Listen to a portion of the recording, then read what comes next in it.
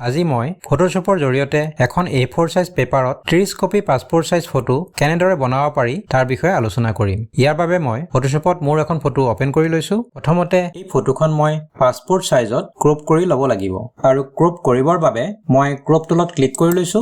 এতিয়া ওপৰত থকা অপচন বাৰত ক্লিক কৰি উইডথ আৰু height 3.5 cm by 4.5 cm type কৰি দিছো। এতিয়া মই এই ৰিজল্যুশন বক্সত ইয়াৰ ৰিজল্যুশন 200 টাইপ কৰি দিছো। এই একেটা ৰিজল্যুশনে আমি A4 পেপাৰ ইনচাৰ্ট কৰোতে দিব লাগিব। ইয়াৰ পিছত মোৰ ফটোখনত মই ক্ৰপ টুলটো ড্ৰেগ কৰিছো আৰু শেষত এই কমিট বুটানত ক্লিক কৰিছো। এতিয়া এই পাছপোৰ্ট সাইজ ফটোখন A4 পেপাৰত মাল্টিপল পেষ্ট কৰিবৰ বাবে ফাইল মেনুত ক্লিক কৰিব লাগিব আৰু ইয়াত নিউ অপচন বাছি ল'ব লাগিব।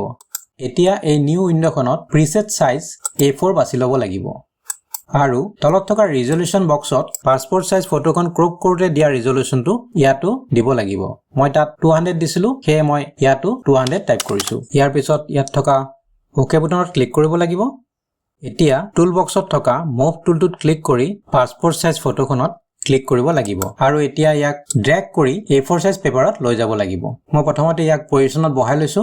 এতিয়া এই ফটোখনৰ 30টা কপি বনাবৰ কাৰণে Alt Ctrl আৰু T কি প্ৰেছ কৰিব লাগিব আৰু ইয়াক ড্ৰেগ কৰি দ্বিতীয় ফটোখনৰ পজিশনত বহাই ল'ব লাগিব। এতিয়া ওপৰত থকা কমিট বুটানত ক্লিক কৰিব লাগিব আৰু Shift Ctrl আৰু Alt কি প্ৰেছ কৰি T কিটো প্ৰেছ কৰি যাব লাগিব।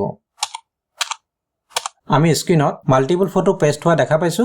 এতিয়া ইয়াত থকা গোটেইখন ফটো সিলেক্ট কৰি গ্ৰুপ কৰিবৰ বাবে Shift আৰু Ctrl প্ৰেছ কৰি প্ৰতিখন ফটো ক্লিক কৰিব লাগিব আৰু শেষত Ctrl E প্ৰেছ কৰিব লাগিব। ফটো কেইখনৰ গ্ৰুপ ক্ৰিয়েট হৈ গৈছে। এতিয়া আকৌ আগৰ দৰে Alt Ctrl T প্ৰেছ কৰিব লাগিব আৰু ইয়াক ড্ৰেগ কৰি ফটোৰ সেকেন্ড লাইনত বহাই ল'ব লাগিব আৰু শেষত ওপৰত থকা কমিট বুটানত ক্লিক কৰিব লাগিব। ইয়াৰ পিছত Shift Ctrl আৰু Alt কি প্ৰেছ কৰি T কিটো প্ৰেছ কৰি যাব লাগিব। আমি স্ক্ৰিনত 30 copy passport size photo A4 size পেপাৰখনত দেখা পাইছো। এতিয়া এই পেজটো প্ৰিন্ট কৰিবৰ বাবে প্ৰথমতে প্ৰিন্টাৰত এখন ফটো পেপাৰ দি ল'ব লাগিব আৰু ইয়াৰ পিছত Adobe Photoshopত থকা ফাইল মেনুত ক্লিক কৰিব লাগিব আৰু এই মেনুৰ পৰা প্ৰিন্ট অপচনটো বাছি ল'ব লাগিব। আমি স্ক্ৰিনত প্ৰিন্ট উইন্ডোখন দেখা পাইছো। এতিয়া ইয়াত থকা এই প্ৰিন্টাৰ নেম লিষ্টৰ পৰা মই মোৰ Canon প্ৰিন্টাৰটো বাছি দিছো। ইয়াৰ পিছত ইয়াত থকা এই প্ৰপাৰ্টিজ বুটামটোত ক্লিক কৰিব লাগিব। আমি স্ক্ৰিনত Canon প্ৰিন্টাৰৰ প্ৰপাৰ্টিজটো দেখা পাইছো। এতিয়া ফটো পেপাৰত ফটো প্ৰিন্ট কৰিবৰ বাবে ইয়াত থকা ফটো প্ৰিন্টিং অপচনত ক্লিক কৰিব লাগিব আৰু ইয়াৰ পিছত ইয়াত থকা printer page size drop down মেনুত ক্লিক কৰি ইয়াৰ পৰা A4 সাইজ পেপাৰটো বাছি ল'ব লাগিব। ইয়াত media type photo paper select হৈ গৈছে। এতিয়া ইয়াত প্ৰিন্ট কোৱালিটি হাই বাছি দিব লাগিব আৰু শেষত ইয়াত থকা ওকে বুটামত ক্লিক কৰিব লাগিব। প্ৰায়বোৰ ইনজেক্ট প্ৰিন্টাৰৰ প্ৰপাৰ্টিজ উইন্ডোখন দেখাত বেলেগ হ'লেও অপচনবোৰ প্ৰায় একে থাকে। এতিয়া এই পেজটো প্ৰিন্ট কৰিবৰ বাবে এই প্ৰিন্ট উইন্ডোখনৰ তলত থকা ওকে বুটামত ক্লিক কৰিব লাগিব। আজিলৈ ইয়াতে সামৰিছো।